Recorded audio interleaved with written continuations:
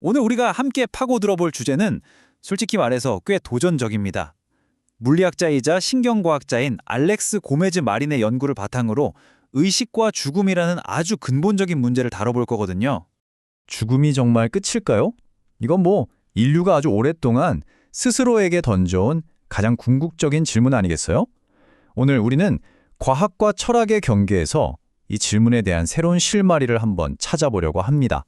자, 그래서 오늘은 총 5단계에 걸쳐서 이 흥미진진한 여정을 따라가 볼 건데요.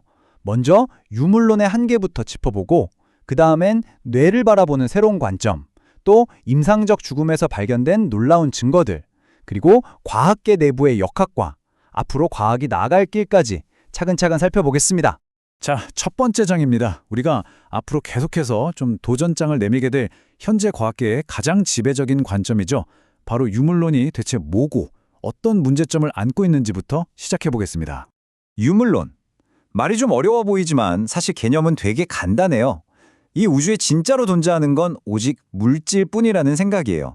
그렇기 때문에 우리가 느끼는 사랑이나 기쁨, 슬픔, 그리고 나라는 의식까지도 전부 뇌라는 물질 덩어리가 만들어낸 화학 반응의 결과물일 뿐이라고 보는 거죠.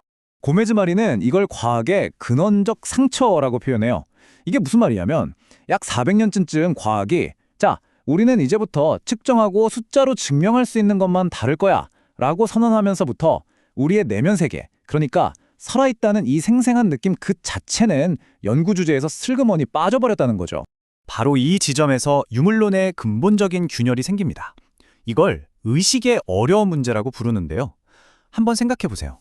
뇌 속에 있는 뉴런들의 전기 신호가 어떻게 저녁 노을의 붉은색을 보는 경험으로, 또 음악을 들을 때의 그 벅찬 감동으로, 사랑에 빠졌을 때 그 느낌으로 바뀔 수 있을까요?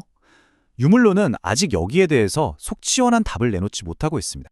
그럼 만약에 뇌가 의식을 만들어내는 공장이 아니라면 어떨까요?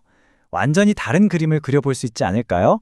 자, 두 번째 장에서는 바로 그 대안적인 가설, 필터로서의 뇌라는 개념을 한번 살펴보겠습니다. 여기서 우리는 뇌를 보는 아주 다른 두 가지 모델을 만나게 됩니다. 지금 대부분의 신경과학자들이 믿고 있는 건 왼쪽의 생산 모델이에요. 말 그대로 뇌가 공장처럼 의식을 뚝딱 만들어낸다는 거죠. 반면에 오른쪽 허용 모델은 완전히 다른 이야기를 합니다. 의식은 원래부터 우주에 존재하고 뇌는 마치 라디오가 전파를 잡듯이 그 의식을 수신해서 우리가 경험할 수 있도록 걸러주는 일종의 안테나나 필터 역할을 한다는 겁니다. 근데 이 허용 모델이라는 게 갑자기 튀어나온 새로운 아이디어는 아니에요. 벌써 100여 년 전에 아주 영향력 있는 사상가였던 윌리엄 제임스가 이미 이런 개념을 제시했었죠. 뇌의 역할을 완전히 뒤집어 본 겁니다. 이 비유를 들으면 아마 딱 감이 오실 거예요. 프리즘 있잖아요. 프리즘이 스스로 빛을 만들지는 않죠. 그냥 통과하는 빛을 여러 가지 색깔로 나눠서 보여줄 뿐이잖아요. 뇌도 마찬가지라는 겁니다.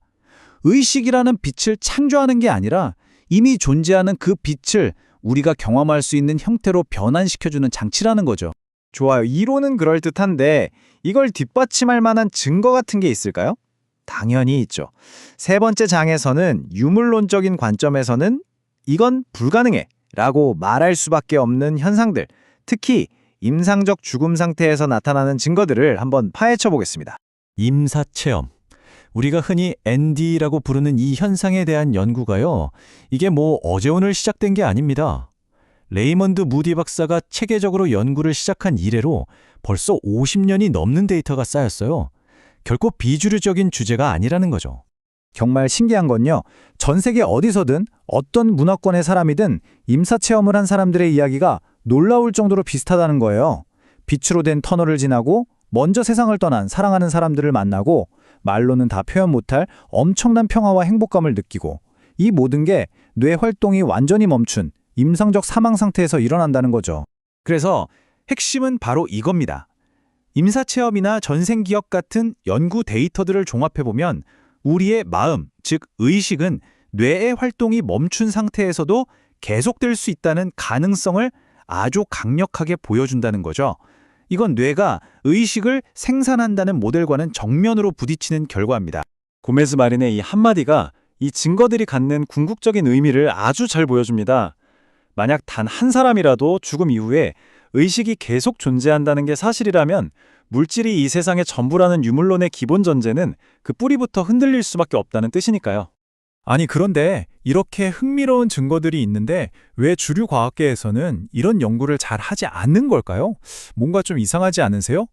네 번째 장에서는 바로 그 이유, 과학계 내부에 보이지 않는 저항에 대해 이야기해 보겠습니다.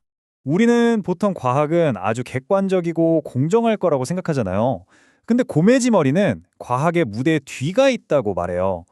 과학도 결국 사람이 하는 일이라서 과학자 개인의 자존심이나 명예욕, 연구비를 따내기 위한 경쟁, 또 그 시대의 지배적인 이데올로기 같은 것들이 연구 방향에 생각보다 큰 영향을 미친다는 거죠.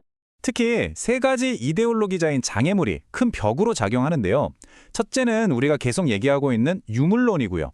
둘째는 복잡한 현상은 무조건 가장 작은 부분으로 쪼개서만 설명하려는 환원주의입니다. 의식을 그냥 뉴런들의 전기신호 덩어리로만 보는 것처럼요. 마지막으로는 조금이라도 종교적인 느낌이 나면 일단 피하고 보는 세속주의가 있습니다. 결국 어떻게 되냐면요. 임사체험처럼 논란이 될 만한 미스터리를 연구하는 과학자에게는 비과학적이라는 낙인에 찍힐 위험이 생기는 거예요. 자기 커리어가 위험해질 수 있으니까 대부분의 과학자들은 그냥 안전한 길을 택하고 이런 연구를 피하게 되는 거죠. 자, 그럼 이제 어떻게 해야 할까요? 문제점만 지적하고 끝낼 수는 없죠. 마지막 장에서는 이 모든 문제에 대한 해결책, 바로 과학 2.0이라는 새로운 비전에 대해 이야기해 보겠습니다. 이건 단순히 기존 과학을 비판하는 걸 넘어서는 아주 건설적인 제안입니다. 첫째, 유물론이 모든 걸 설명할 수는 없다는 한계를 인정하자. 둘째, 과학이 그동안 외면했던 윤리, 의미, 미스터리 같은 것들을 다시 과학 안으로 가져오자. 셋째, 과학의 진짜 목적은 인류에게 봉사하는 것이어야 한다.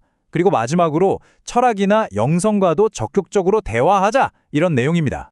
이건 우리가 현실에 대하는 태도를 근본적으로 바꾸자는 제안이기도 해요. 왼쪽처럼 현실을 우리가 정복하고 풀어야 할 퍼즐로만 볼 게 아니라 오른쪽처럼 우리 자신을 성장시키고 변화시키는 경이로운 미스터리로 받아들이자는 거죠. 태도의 전환입니다. 오늘 이야기의 마지막은 고메즈 마린의 이 통찰로 마무리됩니다. 의식은 미스테리지만 물질 역시 미스테리다. 우리는 의식이 신비롭다고만 생각하는데 사실 가만 보면 우리가 발딛고 서 있는 이 물질 세계 자체도 엄청난 미스테리라는 거죠. 너무나 당연하게 여겼던 것들에 대해 다시 한번 질문을 던지게 만드는 말입니다. 자, 그래서 오늘 분석은 이 질문으로 마무리하려고 합니다. 여러분은 이 세상에 왜 왔다고 생각하세요? 풀어야 할 퍼즐을 풀기 위해서인가요? 아니면 온전히 경험해야 할 미스터리를 경험하기 위해서인가요? 정답은 없겠죠. 하지만 이 질문에 대해 한 번쯤 깊이 생각해 보시면 좋겠습니다.